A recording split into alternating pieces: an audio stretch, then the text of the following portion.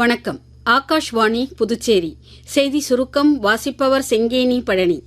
தெற்கு காஷ்மீரின் அனந்த்நாக் மாவட்டத்தில் உள்ள பகல்காம் வனப்பகுதியில் இன்று சுற்றுலா பயணிகள் குழு ஒன்றின் மீது அடையாளம் தெரியாத தீவிரவாதிகள் நடத்திய தாக்குதலில் சுற்றுலா பயணிகள் சிலர் காயமடைந்தனர். காயமடைந்தவர்கள் மாவட்ட மருத்துவமனையில் சேர்க்கப்பட்டுள்ளனர். ஆயினும் காயமடைந்தவர்களின் எண்ணிக்கை பற்றிய விவரங்கள் உறுதியாகவில்லை.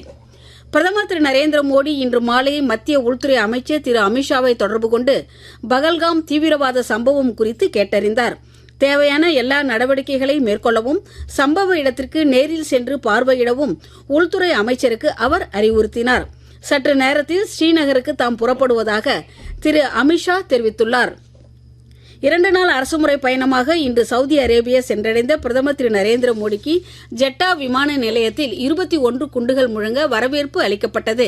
முன்னதாக பிரதமரின் விமானம் சவுதி அரேபிய வான்பரப்பில் நுழைந்தவுடன் ராயல் சவுதி விமானப்படையின் F-15 ரக போர் விமானங்கள் பிரதமரின் விமானத்திற்கு பாதுகாப்பாக வந்தன.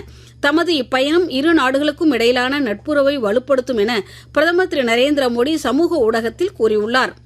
கடல் நெருக்கடி காலத்தில் கடல்சார் மற்றும் சிவில் அமைப்புகள் ஒருங்கிணைந்து செயல்பட வேண்டிய விதம் குறித்து எடுத்துக்காட்டும் வகையில் கடலோர காவல் படையினர் கிழக்கு மண்டல தலைமையகம் வரும் 24ஆம் தேதி பிராந்திய அளவிலான தேடுதல் மற்றும் மீட்பு ஒத்திகை ஒன்றை நடத்தவுள்ளது. காரைக்கால் கடலோர காவல்படை நிலையத்தில் ஏற்பாடு செய்யப்பட்டுள்ள இந்த ஒத்திகைக்கு முன்னோட்டமாக இன்று கருத்தரங்கம், பயிலரங்கம் உள்ளிட்ட நிகழ்ச்சிகள் நடைபெற்றன. IPL கிரிக்கெட்டில் இன்று லக்னோவில் நடைபெறும் போட்டியில் டாஸ் ஜெயித்த டெல்லி அணியால் முதலில் ஆட பணிக்கப்பட்ட லக்னோ அணி சற்று முன் வரை 7.3 ஓவர்களில் விக்கெட் இழப்பின்றி 72 ரன் எடுத்திருந்தது. இத்துடன் இந்த செய்திச் சுருக்கம் நிறைவு பெறுகிறது.